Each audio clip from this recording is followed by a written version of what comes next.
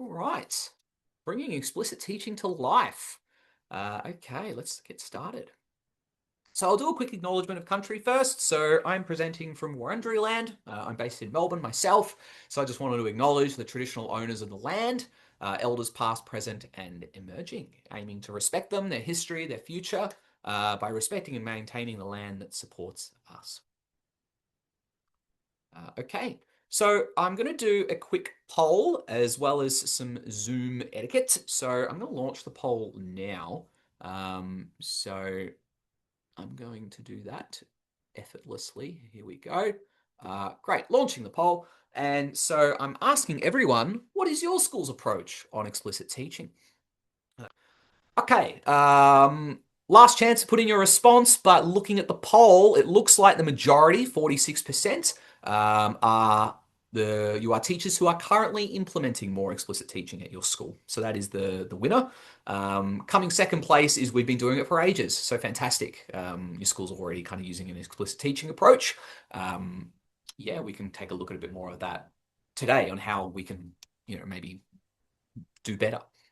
There are some teachers who are, at a school where you're exploring explicit teaching in the early research stages, perhaps, and only maybe a couple of teachers here who are working at a school where it's not their current pedagogical approach.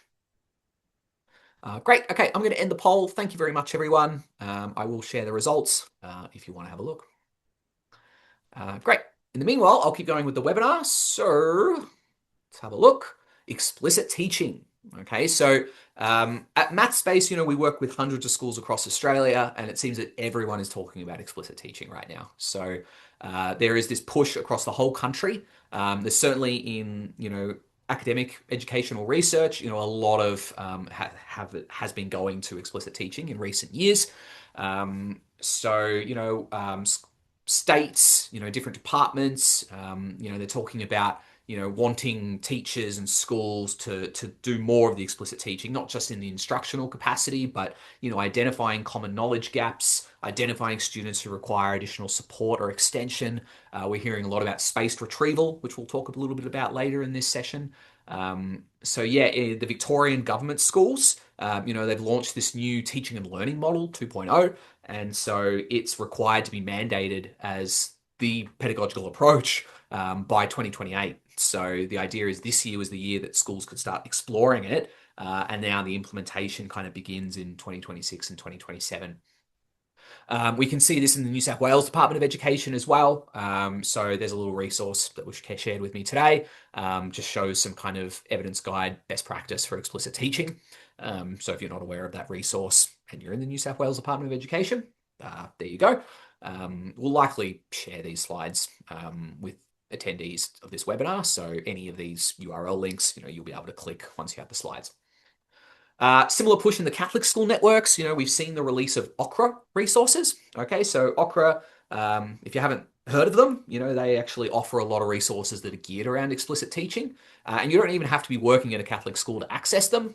You can go to their website, just search for them on Google. And yeah, you can create a free account, I believe. Which is great. There is this kind of push to let's do some more explicit teaching.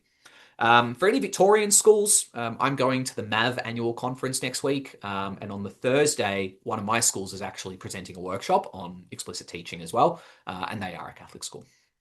And so they're talking about using Mathspace and OCRA resources. But we can see this push across other areas of Australia as well, not just in New South Wales or Victoria, but the rest of the country. I know in Tasmania, there's a push in their Strengthening Numeracy initiative to be doing more explicit teaching in the classroom as well. So why?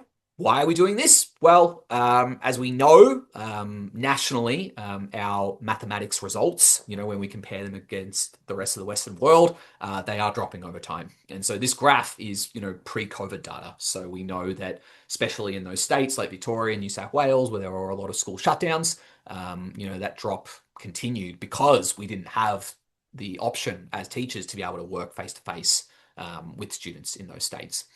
But yeah, even if those states and territories where, maybe there weren't a lot of lockdowns and kids were still able to go to school, certainly this trend is continuing. So maybe some of you answered that first option in the poll because you think, well, well, that's how I've always done it. I always, as a maths teacher, it kind of makes sense, right, to do explicit instruction. I've always gone up on the whiteboard, done my notes, showed worked examples, got my students to work out of textbooks. Like that's been the approach in the maths classroom for, many, many decades now. So, but, in these explicit teaching practices and research, there are additional elements like spaced retrieval, for example, activating prior knowledge, scaffolding practice. There's a bit more to explicit teaching than just your kind of traditional kind of textbook approach to Mathspace, to mathematics, I should say. Here's some research that's been replicated in recent years. So, when I was looking at like the Victorian teaching and learning model, for example, I kind of smiled because I saw Ed Ebbinghaus, who was a 19th century researcher. I was like, oh, wow, Ebbinghaus. Okay. But Ebbinghaus's research has been replicated in recent years. So, especially in the field of neuroscience, when we look at people, not just students, forgetting 70% of what you learn within 24 hours, right? And then this skills gap that we have in the classroom is just kind of that's exacerbated, right? And so you can see here that with spaced retrieval, with opportunities for review, you can improve that ability for a student to remember what they're learning in the classroom. Okay. So certainly this kind of research behind our approach has been, when we've created online questions for students to complete in Mathspace, we've gone with, this isn't particularly new research either. This is Benjamin Bloom, who we looked at the two standard deviation learning gap, where a student who's taught in a tutoring environment, that average student outperforms, 98% of those students taught in a conventional classroom because of that two standard deviation gap between those means of the classroom student versus the tutoring student. So we wanted to create like a virtual tutoring environment that students could engage in so that then all students can have access to tutoring like support, without having to be able to afford a private tutor. So if you haven't seen Mathspace before, this is an example of a Mathspace question where there's lots in Mathspace now where the kids can ask for hints. These are predetermined hints, but then they can also watch videos. So we have videos now in every online question across year 7 to 10, and we are beefing them up in the other year levels too. And not to mention, you're getting the step-by-step feedback in Mathspace. You can look at online lessons while you're working on work in Mathspace. And then now there's AI as well. So, the students can chat to AI and then the AI can actually respond and give additional support as well. Great. So who am I? Why should you be listening to me? Okay, so I'm a former maths classroom teacher myself. I was working at Swinburne University and I was trialing Mathspace with some of my students who were learning year 11 and 12 mathematics, and I really liked the platform, and I saw a lot of improvement in my class even back then. The platform's obviously changed a lot in 10 years. And so, yeah, since then I've been working at Mathspace, and so I am an expert in how Mathspace works, and because I work with hundreds of schools across Australia, my colleagues and I, we're very familiar with how the schools who have explicit teaching really built into their pedagogy. How do they use Mathspace compared to, say, another school? Okay, so in terms of the planning, success happens in planning. So I actually snapped this from the Victorian government, their teaching and learning model. And so looking at this leading a whole school curriculum approach. So obviously, if we're going to look at explicit teaching, not just in mathematics, but across all subjects. So the Victorian government certainly talks about, really getting the curriculum documentation right. So obviously, don't really have time to talk about that today, but we did run a webinar on this earlier in the year, where one of our teachers who uses Mathspace at Essendon Keilor College, his name's Corey. Corey ran a webinar and he actually showed how he used Google Sheets to kind of create curriculum documentation that's really dynamic so they can update links really easily. So that way, any new teachers that come to the school, they can just come in and, follow the lesson plans and, the approach at Essendon Keilor College. And yeah, not to mention, it just means that, you can then be more consistent in how maths is taught across all the maths classes. So this is something where a lot of departments are saying, about explicit teaching. It's not just about the instruction in the class. It's about, well, are we giving all year seven classes a similar experience? Like if I've got teacher A, if I'm in 7A, am I doing similar work that I'm doing in 7B, or are the teachers really different in their approach? Sometimes that's okay at a school, but certainly there is a lot of data to suggest that, if we want to make things more consistent across different classes and different teachers, we need to arm those teachers with curriculum documentation. We need to arm them with similar resources and be a bit more, instructive on, what resources they're going to use. Similarly, the Victorian government was also talking about utilising diagnostics. So schools across Australia are doing a lot of diagnostic work already. They might look at their PAT NAPLAN data, they might look at their PAT M data, and then you have, data analysts or, assistant principals, analysing cohort data and whole school data. The challenge, though, with things like PAT-M and NAPLAN is you only do those once a year, or in the case of the NAPLAN, a student will only do that every 2 years. So it's hard to then review what's working for the school, especially in mathematics, if the data's not really updating all that frequently. You don't really know how effective you've been until the students do the PAT-M the following year, right? Ideally, you want to know as you're teaching how the students are doing. So we have diagnostics in Mathspace, and we've had for a couple of years now. So as an explicit teacher, it's great to be able to look at your diagnostic data to then inform what you do in the classroom. So if you just create a task in Mathspace, you want to select a discovery check-in. And so the discovery check-ins are strand diagnostics. So for the primary school teachers that are here today, your strand diagnostics are typically around 10 questions, maybe 20 questions if it's like a larger strand, like number. If you're a secondary school teacher, your diagnostics are typically a little larger. The probability and statistics is still only about 10 questions, but the other strands are 20 questions. I believe number can go up to 30 questions, so it can be quite long because there are just a lot of number skills that we assess across, particularly in the primary school area. And so we have AI algorithms that really help so that, when you have students work on a discovery check-in and they work on, say, 20 questions in algebra, we can very quickly look at the whole curriculum, be Australian or New South Wales or Victorian. We are going to have the new WA curriculum now as well, to be able to then see, what are their strengths and weaknesses across year 3 up until their enrolled year level. So the Victorian government, this is probably one of the last times I'll mention their kind of teaching and learning model.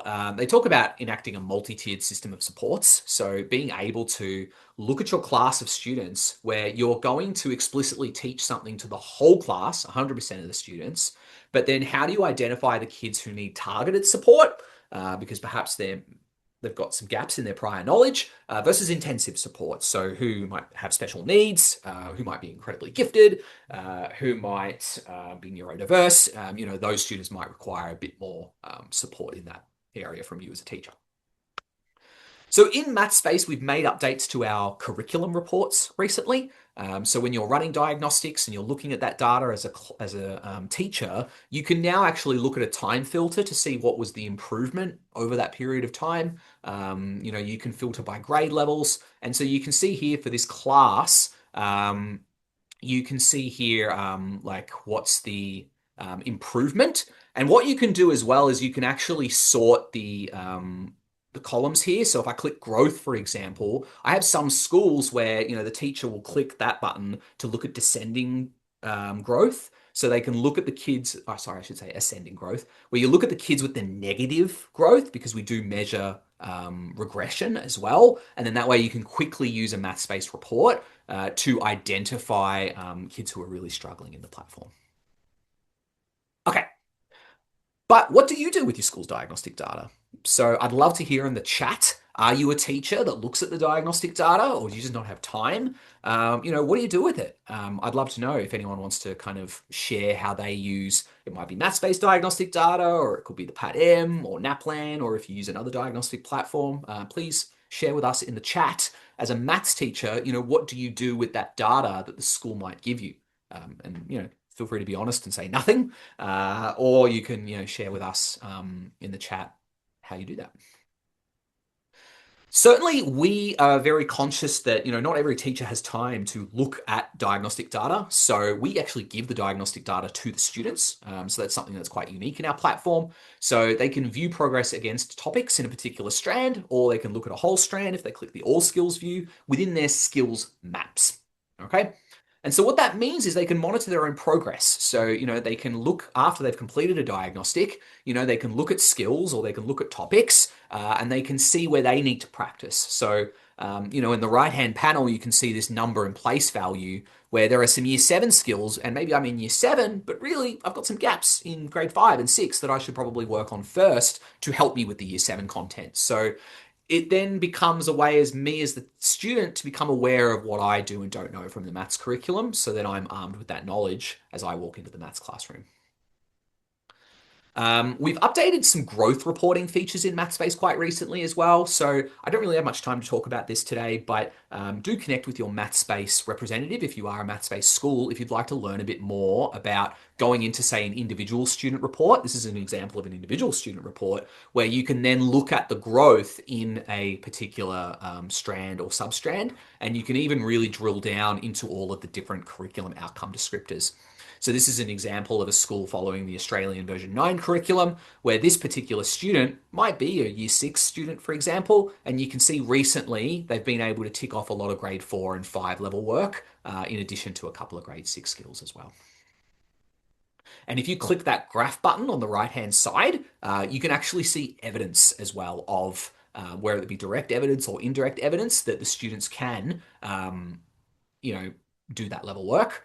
A lot of this kind of additional growth data that we're now providing, I'd say we'd call that beta in the sense that we're actually still making some tweaks on our end just to improve the accuracy. So the idea is that going into 2026, this data is really matching what our teachers expect it to. So this is what I hear from teachers all the time. Hey man, I don't have time to look at all this data all the time. Like I'm busy. Like we have a full curriculum to teach. Okay. So, is it possible in the classroom? Like if you've got different departments and, different networks of schools, mandating maths teachers to suddenly do more diagnostic work and do more data analysis. Well, we're already overworked as maths teachers, let's face it. So, can't remember where this survey was from. Apologies. I stole this from one of my colleagues. I must have deleted the link by accident. But this particular survey, I don't think it was done internally. I think maybe this might have even come from the Department of New South Wales. I'm not sure. I'll have to get back to you on that. But it looked at this data and said, this is the average working hour of a teacher. And here's how many teachers are thinking of leaving the profession in the next 10 years. So there is a lot of burnout in our industry at the moment. So it's challenging. Like if you've got pressure from above to suddenly change the way you teach in class, you feel like you have to do more and you're already kind of stretched. This is one of the reasons why I really wanted to run the webinar today so that, if you are a Mathspace user, you've been using Mathspace or maybe you don't use it so much and you're not quite sure how it can help you. If explicit teaching is something you want to do more of or you're being mandated to do more of, how to do some more of these elements and make it easier for you within Mathspace. So, in saying that, there is a new pre-test feature in Mathspace. So, for those of you who don't have time to do the strand diagnostics, the discovery check-ins, you can now look at our pre-tests. Okay, so these are for the schools, using our full premium subscription package. So you, in addition to the digital access to our print textbooks, you also get pre-tests now. So if I was teaching fractions, for example, at the year 7 level, I can see these topic readiness check-ins. Okay, they should appear in the grades 3 to 6 year levels as well. The pre-tests are just for years 3 to 10, so we don't currently have them for anyone teaching out of our year 11 or 12 curriculum. It is something I think we might be looking at for next year, which is exciting. But currently, yeah, for your years 3 to 10 teachers, you'll have access to these pre-tests. Just keep in mind if you are a primary school teacher and you're teaching grade 3 or 4, we don't have Peter 2 content currently in the platform, so the pre-test is only going to test the students on like grade 3 level skills. But for those of you teaching, upper primary or in the secondary space, these are really effective at being able to go down a couple of years. So if I'm teaching year seven fractions, for example, we can test the kids on, knowledge and skills from years five and year six, sometimes even maybe go down to year four, to then capture, are these students ready to learn fractions at a year seven level? And so you get this great report that kind of shows you the average mastery across all of these outcomes, as well as the mastery in each particular outcome as well. So if you didn't know about that feature, again, I don't really have time to go through it in too much detail. Do connect with your Mathspace representative, or if you're not using Mathspace currently, you can always book a meeting with us via our website, and we'd be happy to show you more about this. So yeah, you find them here in the textbook dropdown. Alternatively, if you don't have time for pre-tests, you can always go with an automated approach, okay? So you might have seen this little banner if you're using Mathspace this year. What you can do now in Mathspace is you can look at curriculum level data not just on skills check-ins anymore. You can actually look at it from the adaptive and the custom tasks too. So you have to click this button, show new complete view, if you haven't done that already. And so what that means is when you go to a skills tab, you can look at, grade level estimates, curriculum proficiencies against, version 9 or the new New South Wales syllabus or, Vic 2.0. You can see the proficiencies, not just from skills check-ins, but also from adaptive and custom tasks. That's pretty powerful in terms of the student, right? Because I don't think a lot of teachers realize this yet because it's a very fresh feature in Mathspace. It's only really appeared in the platform in the last month or so. What it means is if you turn it on, the students, they've for the last couple of years, they've had the ability to do recommended practice in addition to assigned practice. The recommended practice came from skills check-ins though. So if you never got the kids to do the diagnostics or the skills check-ins, the recommended practice wasn't very useful. Okay. You had to kind of commit to those skills check-ins to get updated recommended practice. Now that's not the case. If I go back a slide, if you've got that complete view switched on, the student maps will update now with the work they've done from previous adaptive and custom tasks that they've completed, which means that recommended practice is now just coming from based on work that they're completing in Mathspace, any work. So that's pretty exciting. Really kind of automates things for you. Okay, I know I'm talking very quickly. I'm a bit excited and I'm wanting to cover a lot today. So I just wanted to stop briefly because the aim is to make this like a 45-minute webinar and I'm already 27 minutes in. I want to just quickly stop and see if there are any questions. Let's have a look. Erin, was there anything that stuck out on your end? There was one I think we can jump to later about is the student knowledge graph visible in Mathspace? So that might be one we can flash forward to a bit later at the end. Okay. And then it was talking about automated differentiation. Yeah. Yeah. Okay. I guess, okay, that question was just posted a minute ago. Like, how do mm, you do automated differentiation? You don't, well, really, if you select that complete view in your skills page. So when you go in Mathspace, if you go to the class reports, you go to the skills section, and then you click, I want a complete view of my students. Everything else just kind of happens behind the scenes. So it just means once you've clicked that, when the students next time log into Mathspace, the recommended practices will come not just from the skills check-ins, but from any work they've completed in the platform. And then so that's then the automated differentiation, right? We're going to recommend work, like for example, if they've kind of struggled on your year seven task that you set on geometry, and so from our data, we can see maybe from the pre-test that they were able to do some of the grade 3, 4 level geometry, but not grade 5 and 6. The recommended tasks will show that grade 5 and 6 level work so that the students can just click, all right, I'm going to do a recommended task today, and then they can complete that geometry work that way. If you're a school that's already been doing the diagnostics or at the very least the discovery check-ins, hopefully your students will have already had recommended practice that actually matches their year level. And so then that way, that's how they do the automated differentiation. They just click recommended practice, and then you're not having to assign the work all the time. It's, but the challenge is if you do have students that, historically don't like mathematics, you've got to get them engaged in the Mathspace platform, obviously, to get them to do that work. Great. Jahani, can we depend on the all skill circles to fix student gaps? That's a good question. Can you depend on Mathspace to do everything for you? Could be another way to approach that question. I'd say yes and no. Yes, in the sense that if you've got the complete even if you don't have the complete view switched on and you are doing skills check-ins at the school, those circles, if you're getting the kids to do the pre-tests or you're getting them to engage in their own skill checks, then I'd say the circles are really good at determining what the students can do without any support.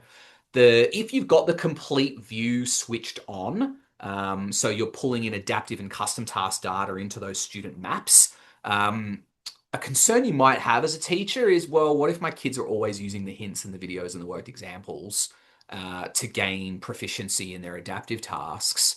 Are we then potentially inflating the data that we're seeing as a teacher? So that's why actually at Mathspace we're developing a lot of assessment features at the moment to so that teachers can correct that. So that if students do kind of show a lot of improvement and you're maybe doubtful whether that's actually the case, that you think they're using too much support, or maybe they're getting help outside of school to complete their Mathspace work, or they're using ChatGPT, you can have those assessments to kind of bring their score back down to what you think it's supposed to be. So yeah, that kind of reliability in assessment data, I think it's a really important question, and something that we're definitely sitting with at the moment and developing some new features to address that. Great question, Michael. Yeah, the students do have to click it on. I don't think you can force the students to click it on. You do have to instruct the students to do it. Yeah, that's a good point. Okay, there's heaps of questions coming through, but I better keep going. I'll save some more questions for later so that then we can, and I'll stick around after the webinar if there are people really wanting to hang around for their specific question. Okay. Okay, we're getting into the explicit teaching, explicit explanation, and modeling. So you can utilize one of the hundreds of interactive explorations we have in Mathspace. So let me just load one up quickly. Apologies, I forgot to load one up before I got here. I may have to come back to this if I take too long. So I know I'm a bit stretched for time at the moment. So here we go. I can now show you live what I'm talking about. So here is Mathspace for those of you who've not seen it before. And so if you come to the textbook section, you can come look at the curriculum that we have in Mathspace. So usually if you're in New South Wales, we'll give you the New South Wales curriculum. If you're in Australia, we'll give you, the version 9 curriculum, whatever your school kind of needs, right? So let's go look at year 8. And so I know a great example sits in area. So area of a circle is a one that I really like when I'm showing an example of this. So a lot of our lessons in the online platform now have these interactive explorations. So these are great if you're looking for ways to kind of, do something different in the classroom rather than your traditional chalk and talk. What you can do is you can do what I'm doing right now. You project Mathspace on the whiteboard or the television, and we can look at an example like this, an interactive exploration around a circle. So let's unravel the circle. So it's like a GeoGebra applet that we've embedded into the platform. Okay. So what happens when you unravel a circle? Well, we've kind of like split it up into triangles as a way to like approximate the area of the triangle, right? Of the circle. So then what happens when we rearrange those to become the parallelogram? Well, look at that. The length of the parallelogram is that circumference, or half the circumference, I should say. And then the height of the triangle is the radius. So then we can use this as a funky way to derive the area of a circle. So then the more triangles we use, the closer the combined area is going to be to the actual answer. And so you can actually see that in one of our investigations as well. So I'll mention this later in the webinar, but I'll cover it while I'm here. So we have these investigations in our textbooks. Okay, so in our Year 7 to textbooks, the investigations, they're in print and digital. Whereas in our Year 11 and 12 textbooks that we've been developing for various states, the investigations typically just sit online. And so these are structured inquiry tasks. So we give the students instructions on how to approach the task, but they tend to be more open-ended. They tend to be more approachable, not just for the year 8 student, but for any student in the year 8 class, regardless of their ability. So we try to kind of keep it engaging for everyone in the classroom. And so it's this idea of, looking at the Archimedes kind of principle here in terms of deriving the area of the circle. And so there are some discussion questions in that activity. And then we have another applet here where we can actually look at, well, what happens when we create more triangles in that circle and then unwrap it and then rearrange. We can see as those slices go up and down, we turn from a parallelogram, and then as we approach infinity, we go to a square. Great. Okay, so yeah, these kind of interactive explorations in Mathspace are great, as we look at the explicit instruction in the classroom. Okay, back to the webinar.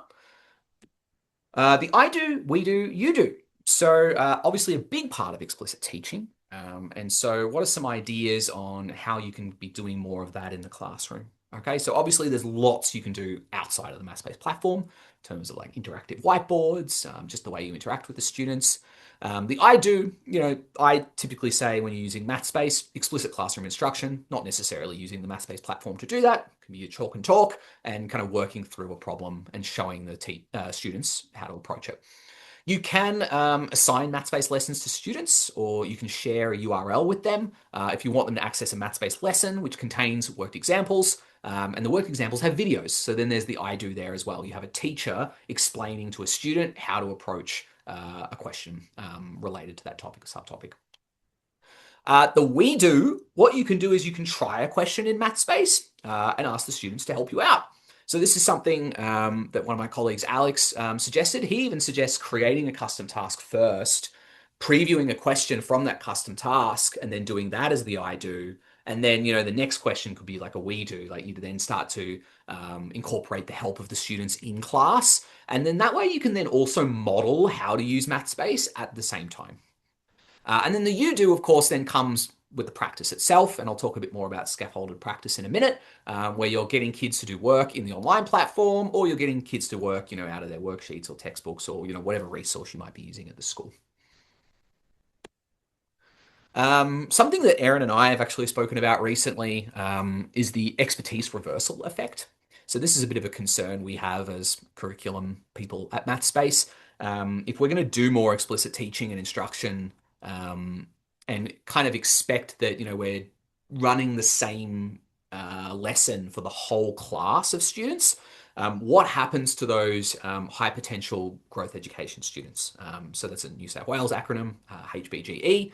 I know in Victoria, we often refer to them as the SEAL students, these students who are more advanced, who maybe have already learnt the topic in the past. They might be, in kind of tutoring programs outside of school. We actually don't risk just boring those students. We risk actually reducing their expertise.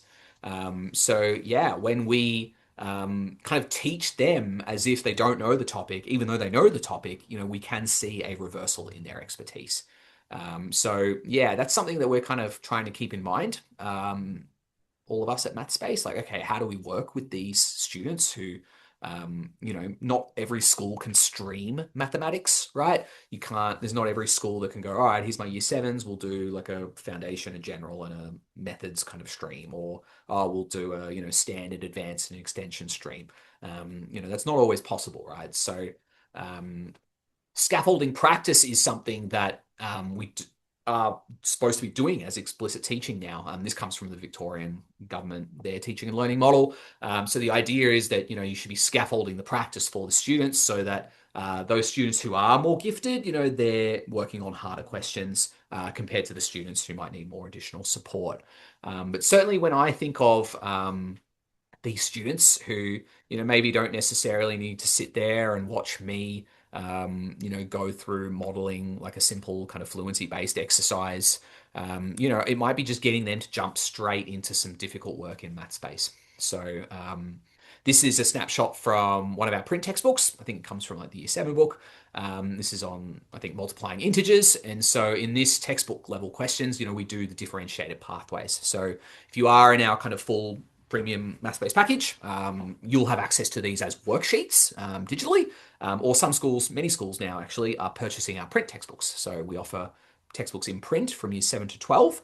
And if you're a primary school teacher, watch this space. We are talking amongst ourselves about developing worksheets, at least for upper primary, maybe to begin with, so that you can have printable worksheet content for your students as well.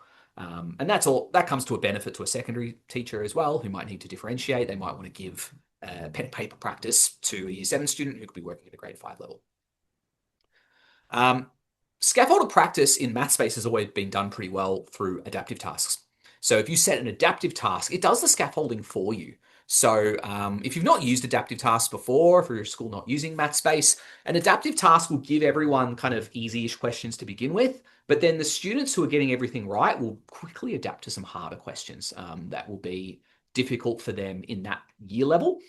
So more problem-solving level questions. But also the great thing about Mathspace is that if you do have a year 8 student working at like a year 10, 11 level, you can just jump into the year 10, 11 textbook and set them more difficult work to complete. And then that might be more suited to them.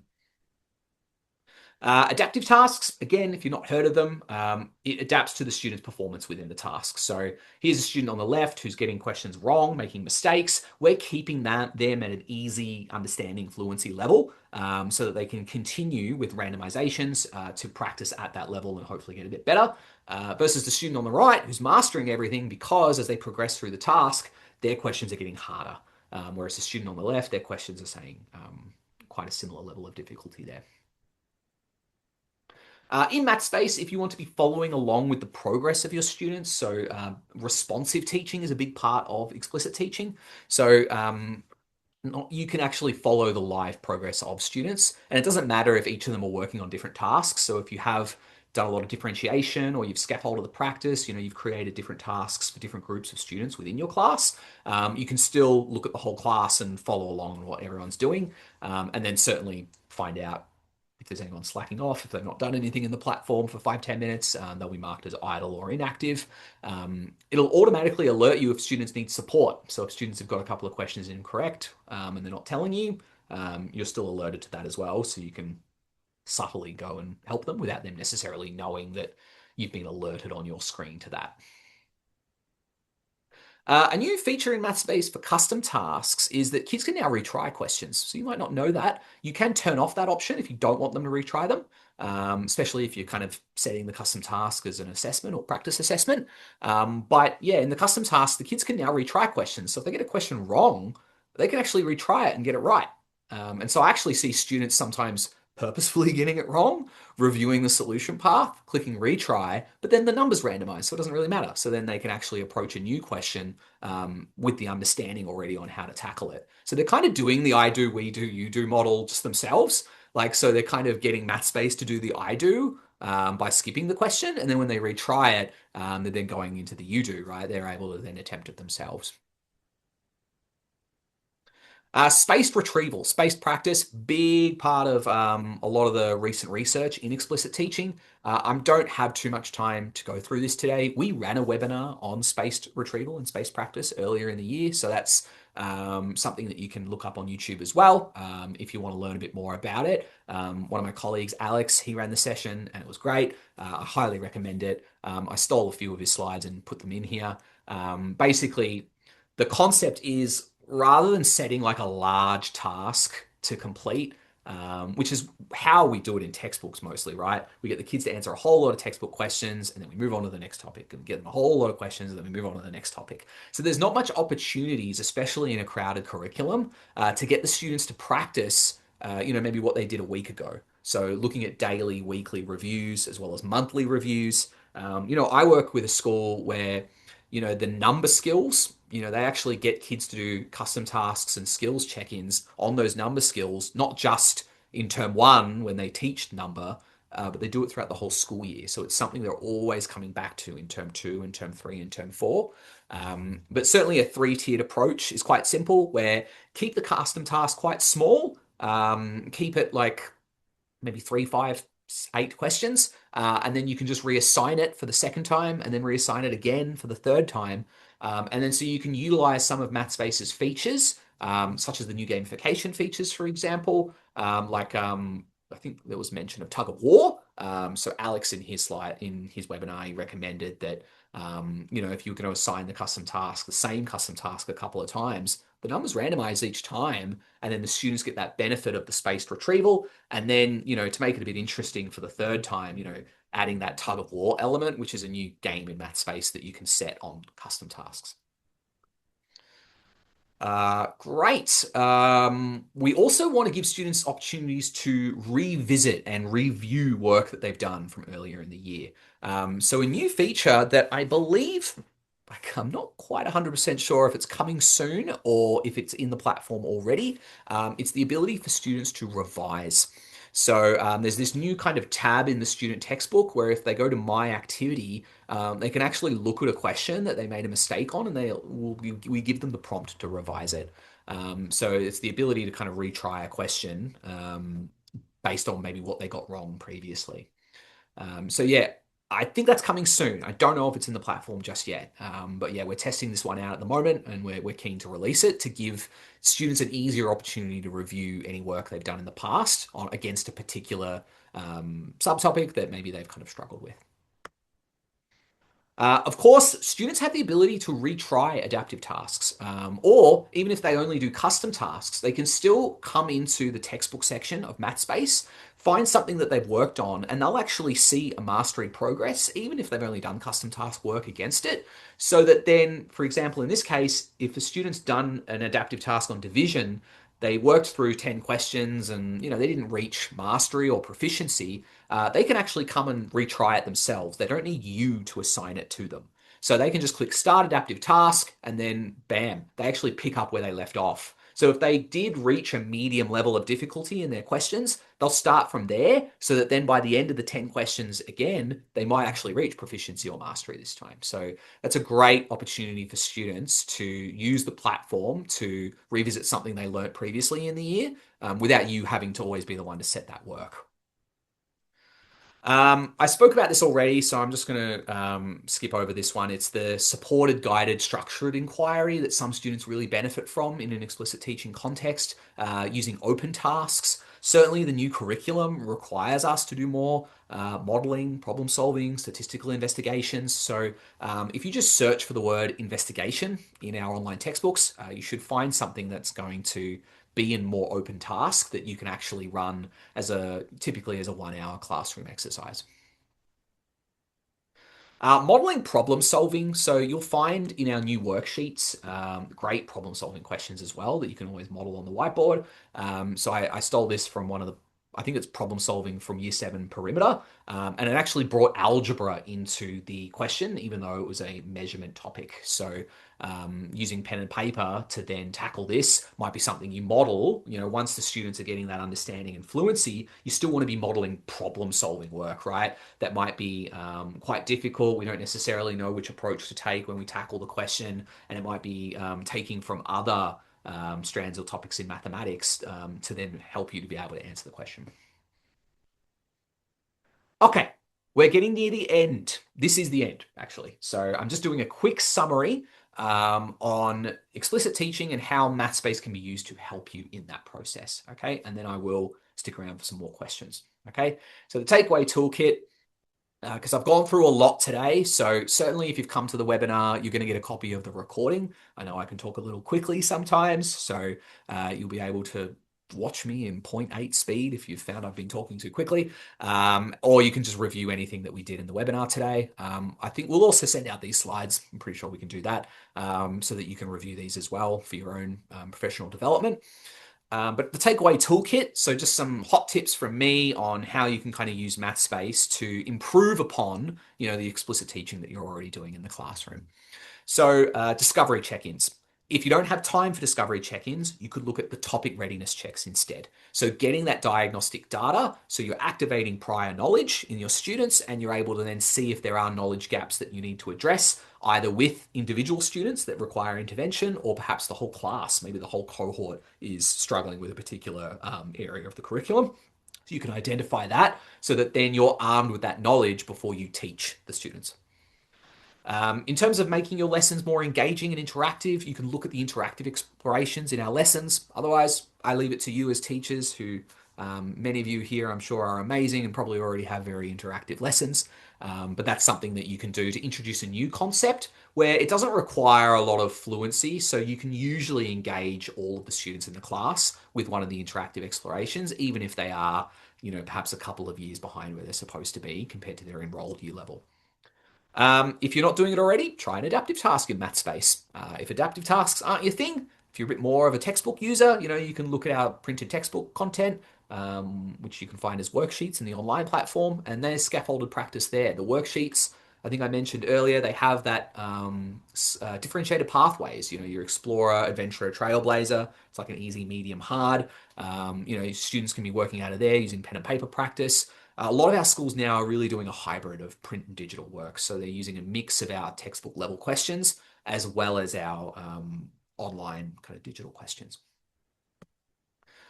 If you just search for the word investigation in an online textbook of your choice, you'll usually find an open task that has that structured supported inquiry where you can then choose to run that in class. You're not going to have time to run every single investigation that we have in an online textbook, but if you're aiming to do one a term, that's going to just change things up in the classroom and you're going to be able to, again, approach students across a wide variety of abilities.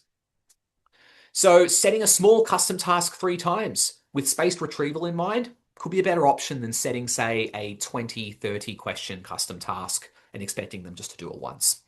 So thinking about the forgetting curve from Ebbinghaus, how can we use spaced retrieval, especially with such a crowded curriculum sometimes, where we don't often have time as a maths teacher to always go back to what we taught earlier in the year. Just setting small custom tasks occasionally, either as homework or as in-class activities, can be a great way to do that. Encouraging students to use their textbooks or skills maps for review and revision. Okay, some students do need their hands held. Some students need you to set those tasks and set those deadlines and those due dates. And needs a real strong push to get them to do work. Okay, but some students, you'll be surprised that we have many students. I think at one point it was like even 30 or 40% of students who use Mathspace will start an independent task without being asked to do so. So you'll be surprised how willing students are to sometimes do that independent practice, especially now with gamification. Like we've kind of added things like coins and points to make Mathspace a bit more fun, whereas a couple of years ago it was a little dry. But certainly Mathspace, we're still, I'd say, a pretty focused on mathematics education. There's not too much in the way of gamification that we do that distracts students or anything like that. So why look at us if you're not a school that uses Mathspace? Well, this is research from a few years ago where we showed that you had a greater chance of reaching maths proficiency if you were using Mathspace, and that chance obviously increases. And we kind of looked at these kind of 8-minute windows up to after 30 minutes. So anything after 30 minutes, we just grouped together. This is research that was done in America and that showed that 133% increase in that likelihood of gaining maths proficiency, and actually saw a better result with the students who were not proficient in the year before. So being a really great tool for these students that we're thinking about across the country as the scores have been declining to try, rise those levels. And certainly if you connect with your Mathspace representative, they'll be able to tell you state specific or even local schools in your region who might be using Mathspace and who we know might be using it really well and who report on, improved numerical outcomes, improved NAPLAN scores. So, I can list a whole bunch off the top of my head of across different networks, independent, Catholic, government, who schools I know of who might be using the platform quite well, where I know, the teachers are reporting the students are engaged, scores, numeracy scores are improving. We're more than happy to share that information. And some schools, we even share their information and they're happy to talk to you as well if you want to reach out to them by email or call them.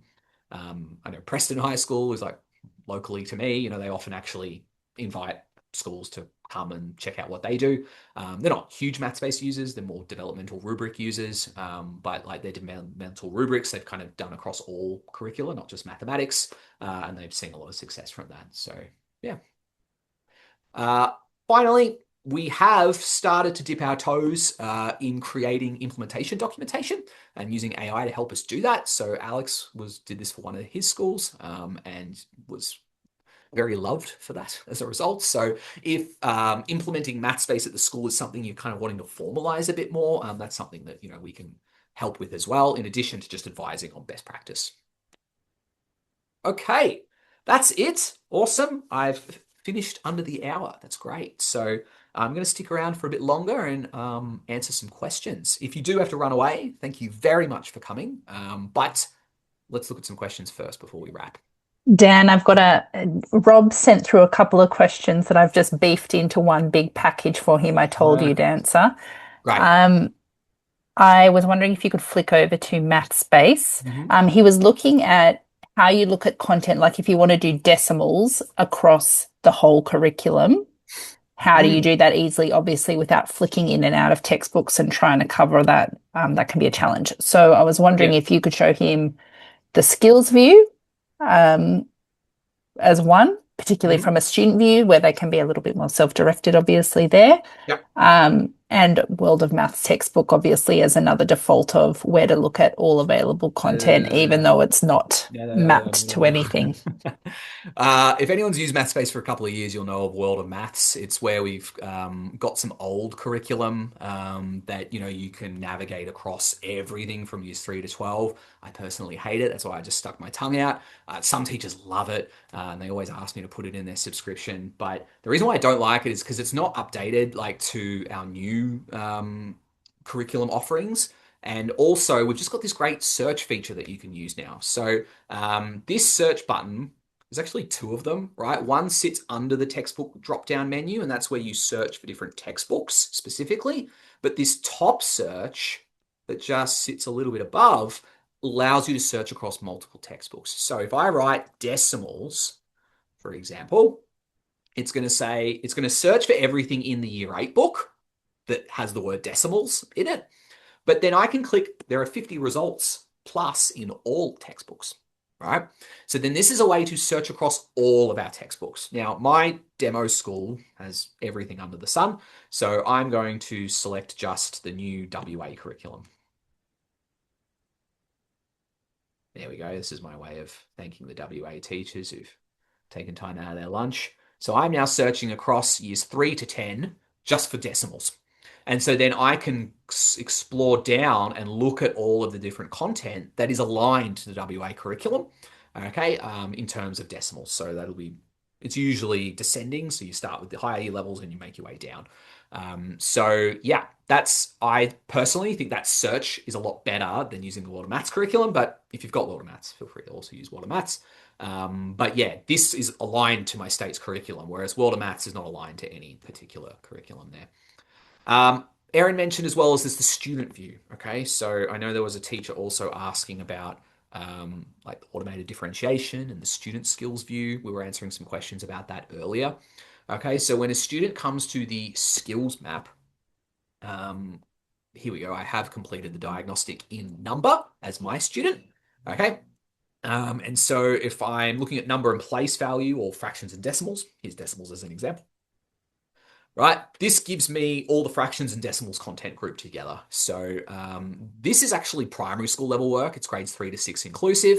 But you can see as my student, I've not filled in the circle. And that's because if I scroll down, yeah, there are some gaps here, particularly in grades 5 and 6. Now, we don't label the year levels. We don't label year 6, year 5, year 4, year 3.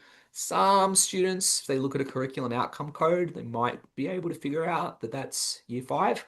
Um, if they were really keen, yeah, we do group the boxes by year level, putting the current year level work at the top, or at least the highest year level work in this topic. So grade 6 is as high as it goes for fractions and decimals. We then take the student into the real numbers topic when we look at year 7 and above.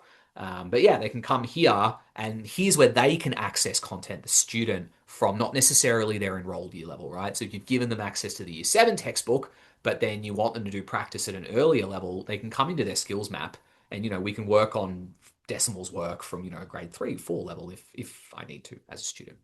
And so it's simple as just completing the work and putting the medals on the skills and then working my way up the page. As I mentioned before, some students prefer to do it from the strand view. So if I click all skills, they work from left to right. So if I'm working up to a year 10 level, I can go everything from left to right in number, but then this is all number topics, right? It's not just fractions and decimals, it's number and place value, it's real numbers. So it's going to have everything in there. But some students prefer that view when they're doing that revisiting and revision work themselves. Great. Next question. I'll just add into Rob's too, because he said he has students in different grades. I would recommend adding them all to one class because they can belong to multiple classes. So you Yep. can assign work from the others, but view them in terms of their activity, particularly if you're using this skills view from that Yep. one class to make that a little bit easier for you there. Yeah, for sure. When you go to your class settings, like if I look at this class, um, I can I can see here that they're set to, I think this is New South Wales level work. There we go. I set the textbook practice to be Western Australian curriculum, but I believe their New South Wales is their diagnostics. I'm not going to explain the logic behind that. There is none. But yeah, I've set the class level to be year 10. Okay. So if I'm teaching a composite class, like if I've got, let's say, I was speaking to a teacher earlier today who's got year 7, 8, 9s, and 10s all in the one class. It's a very, very small school. But what, that teacher could do is they can go to an individual student, edit the student. They can change the textbook focus. They can set the diagnostic ceiling to be lower. And that way they can kind of change what's on the skills map for each of the students that they're teaching. Okay. And then just finally, there's just a question about what should I be doing, adaptive or custom tasks? So maybe just giving a high level view of the benefits of both, because I said, different horses for different courses, obviously both have Yeah, their yeah, yeah, yeah. reasons.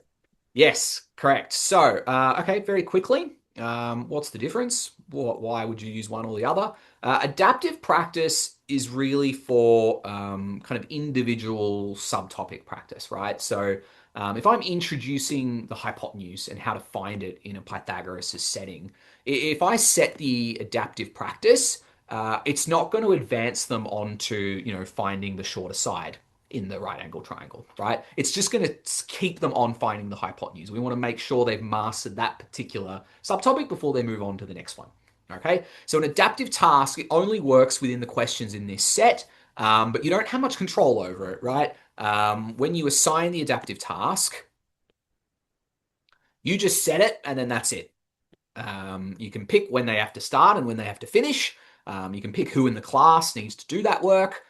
Even in the advanced options, you can set a target mastery. I don't recommend it personally, but some schools like to do that. But that's it. You can't choose the questions that the students do, and they typically get around about, on average, I'd say 12 questions to complete. So for some schools, they find that they don't have much time to do that level of practice. If they're using Mathspace for weekly review, they need a task that looks at other skills, not just one particular skill. And so that's when a custom task is more handy. So if I go to the end of the chapter, there's this review on Pythagoras' theorem. And so there's 20 questions in here. So I might say, great. Looks like I was playing around with this earlier today. So I'm just going to delete the questions that were in there previously. And so I can just click add all 20. Great. That's a custom task that has selected all of the questions in this list. But maybe I review this and go, oh, no, I don't want them to have that question. I don't want them to have that question. Oh, I want them to do this question twice. And then that way they'll get different numbers on each attempt. And then that way you choose what questions the students get. Okay. So in an adaptive task, they don't move on to a question until they've finished it or they've skipped through it. Whereas in a custom task, you can, as a student, I can go to question 3 or to question 8. I don't have to do the questions in order. But the custom tasks as well, they're customizable, right? So you can choose how large or small they are. So typically, I say as a teacher, I like the adaptive tasks for the practice. So, as a complement or an alternative to textbook practice, getting kids to do adaptive tasks and they'll work through a set of questions. And then the custom task is great for review. It's great for exit tickets. So if you only want the kids to do like 3 questions in Mathspace and not 12, a custom task is better because you can give them a shorter task. You have control over the size of the task. Spaced retrieval, I'd say custom tasks are better as well because you can make sure the same questions appear in the task as you reassign it. And then, Dan, I think finally, last question, sort of covering off, will be around enabling the new curriculum reports, just how you do that so you can see growth, as a Yeah, result great. of tasks, etc., as Yeah. well, just show how that can Yeah, be I enabled. spoke about this before. It's yeah, when you come to your class, so I've got this random class called Braden. Um, if I come to Braden's class here, it's because I was tutoring my cousin. His name's Braden.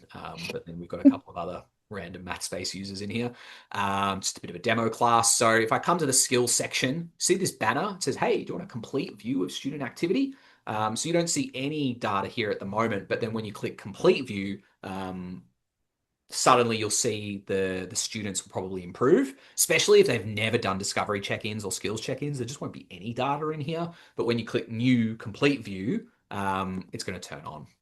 And then so you can actually then revert as well. So if you just open this banner up here, if you want to revert back to the classic view, like if you only want to see data from an assessment perspective, you only want to see the work that kids have done in skills check-ins or pre-tests or diagnostics, you can go back to the classic view at any time. Otherwise, the complete view will then bring in the adaptive and custom task data as well. And am I right that you can filter the date range in that new view too? To Yes, yes, I mentioned that. We Yeah, won't really see much data in here because this isn't an active class, but yeah, yes, you can. So if I come here to the curriculum report, I can go, show me the last 30 days, and then you can look at the growth as well as where they've gotten up to in the curriculum in the last 30 days. yeah. And obviously, those looking for a full year, you can just use that custom date range there Yeah, as yeah, I well. often suggest this. Like if you want to do an end of semester report, for example, you can look from the 1st of July to the 30th December, and then it's just going to capture everything in the second half of the year. And then you can see their growth, you can see what they've been able to improve on. Of course, you need to look at the strands where the students have been doing that maths-based work. So there's Yeah, kind of no point looking at the number strand if for a semester two report if you did all your number work in semester one, right? You want to look at your algebra or your geometry or whatever you're teaching in that time period. yeah. Okay. I think we've hit the end of the questions. I apologize if I've missed any in the chat. I was trying to keep track, but yeah, we're over time anyway. So any questions, obviously, feel free to reach out to us directly. Yes, and yeah, go hassle your maths-based person that who may have come to your school, may have run webinars for you in the past. We run trainings. We're allowed to run trainings for 2 times a year. Often I have schools that only take me up once per year, or sometimes once every 2 years. So you can always feel free to get us in. We are, I think, currently calling schools who use Mathspace to see if they would like to do kind of annual training with us, either in December or January or February.